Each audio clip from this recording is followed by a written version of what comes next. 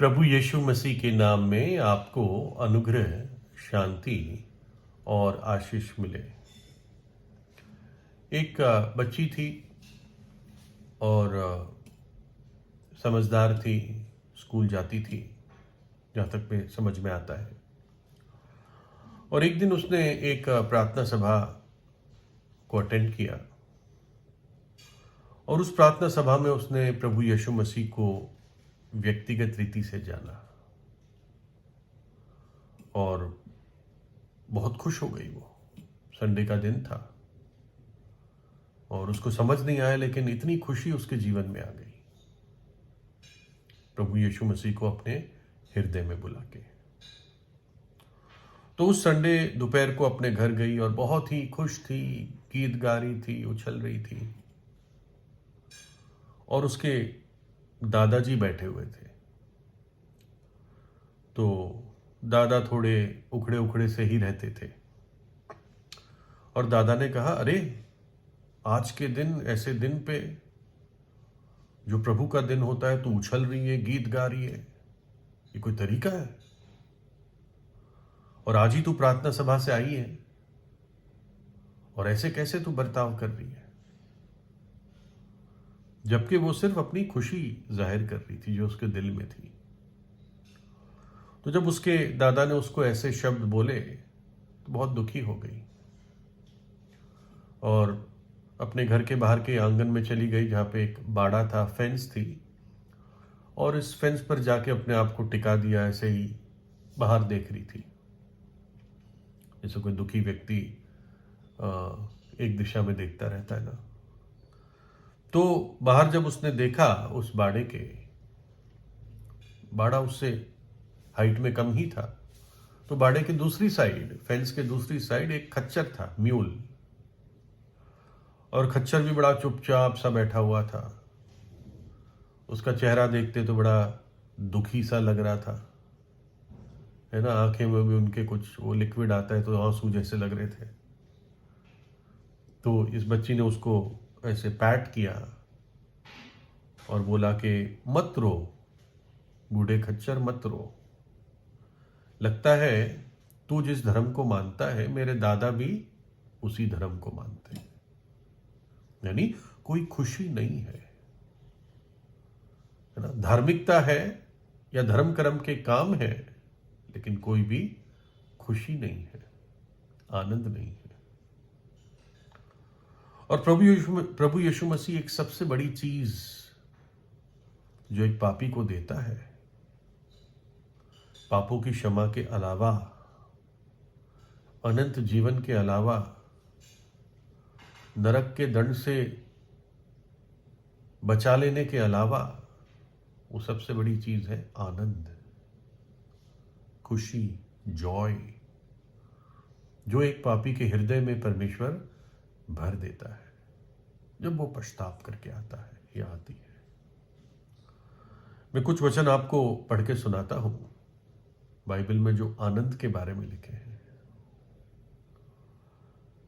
भजन 4:7, तूने मेरे मन में उससे कहीं अधिक आनंद भर दिया है, जो उनको अन्न और दाख मधु की बढ़ती से होता था। जो औरों को अपनी संपत्ति, पैसा, अन्न, दाख मधु बढ़ने से होता है, उससे बढ़कर तूने मेरे हृदय में आनंद भर दिया है। क्यों? क्योंकि मैं तुझे जानता हूं। भजन 43:4 में लिखा है, तब मैं परमेश्वर की वेदी के पास जाऊंगा, उस ईश्वर के पास जो मेरे अति आनंद का कुंड है। परमेश्वर मेरे अति आनंद का कुंड है। और हे परमेश्वर, हे मेरे परमेश्वर, मैं वीणा बजा बजा कर तेरा धन्यवाद करूंगा। कितनी अद्भुत बात है। मेरा प्रभु मेरे अति आनंद का कुंड है। आपके आनंद का कुंड क्या है? क्या कोई घिनौना काम तो नहीं है? तो वो कुंड ही रास्ता बन जाएगा नरक जाने का, सीधा नीचे। भजन लिखने वाले ने प्रभु को व्यक्तिगत रीति से जाना, प्रभु यीशु के प्रेम को जाना, और वो कहता है तू मेरे अति आनंद का कुंड है, फाउंटेन है, सोता है। भजन 16:11, तू मुझे जीवन का रास्ता दिखाएगा, तेरे निकट आनंद की भरपूरी है, तेरे पास आनंद की भरपूरी है प्रभु, तेरे दाहिने हाथ में सुख सर्वदा बना रहता है। जो प्रभु की उपस्थिति में रहता है वो उस आनंद की भरपूरी का अनुभव करता है, और उसके लिए एक पवित्र जीवन की आवश्यकता है। और पवित्र जीवन व्यक्ति को तब मिलता है जब प्रभु यीशु उसके पाप क्षमा करता है, अपने पवित्र लहू से उस व्यक्ति को धो देता है और एक नया आत्मा देता है जो उसको पवित्र जीवन जीने की शक्ति या मदद देता है। क्योंकि उसका क्रोध, परमेश्वर का क्रोध तो क्षण भर का होता है, परंतु उसकी प्रसन्नता जीवन भर की होती है। कदाचित रात को रोना पड़े परंतु सवेरे आनंद पहुंचेगा। कदाचित रात को रोना पड़े परंतु सवेरे आनंद पहुंचेगा। तुम आनंद पूर्वक उद्धार के सोतों से जल भरोगे। कैसे सोते हैं ये? उद्धार के सोते। तुम आनंद पूर्वक उद्धार के सोतों से जल भरोगे। प्रभु में सदा आनंदित रहो। मैं फिर से कहता हूं, आनंदित रहो। Rejoice in the Lord always, and again I से रिजॉइस। प्रभु यीशु ने ये बात कही, मैंने ये बातें तुमसे इसलिए कही है कि मेरा आनंद तुम में बना रहे और तुम्हारा आनंद पूरा हो जाए। प्रभु यीशु की बातें सुनने से और उसको दिल में रखने से प्रभु का आनंद हमारे हृदय में और जीवन में आता है। और यह आनंद किसी दुकान में नहीं मिलता, किसी चीज में, किसी मनोरंजन में नहीं मिलता। ये प्रभु का आनंद है जो किसी व्यक्ति या वस्तु पर निर्धारित नहीं है, निर्भर नहीं है। ये वो उद्धार का आनंद है। प्रभु यीशु एक पापी को अपने उस क्रूस पर बहे हुए लहू से धो देता है जब पापी उसके पास आता है, और उसको एक नया जीवन देता है और अनंत जीवन देता है, अनंत जीवन की प्रतिज्ञा देता है।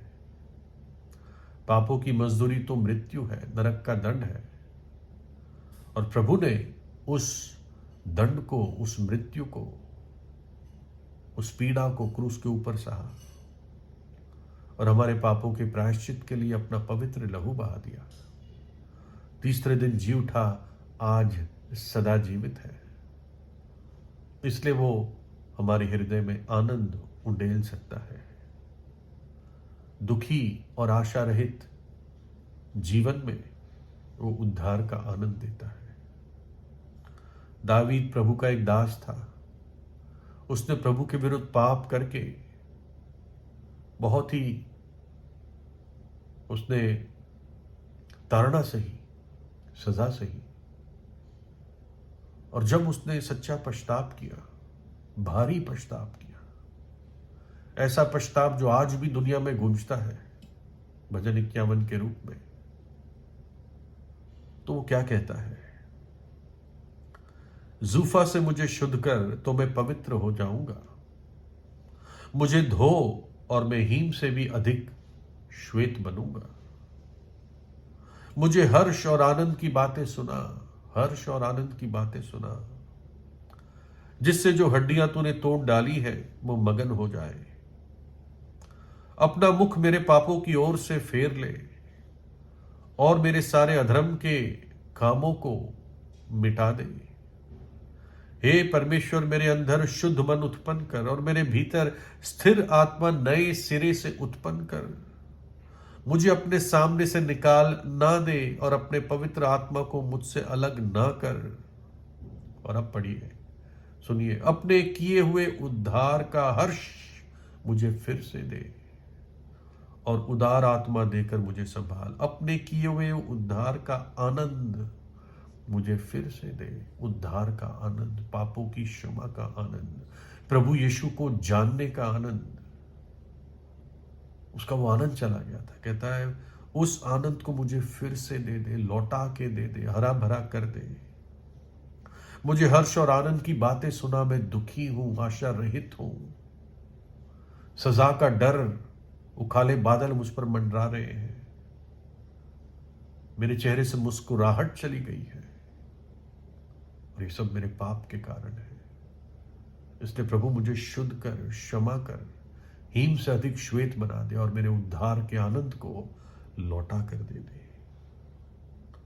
और यह आनंद हर एक पापी अनुभव कर सकता है अगर वो सच्चे हृदय से, हृदय की गहराई में, हृदय की गहराई से प्रभु यीशु के पास आता है, आती है और प्रभु यीशु को अपने हृदय में बुलाता है। क्रूस के बलिदान पर विश्वास करता है। प्रभु तूने मेरे लिए अपनी जान दी, मेरी सजा को सहा, मेरे पापों को अपने ऊपर उठा लिया। प्रभु यीशु आपको आशीष दे।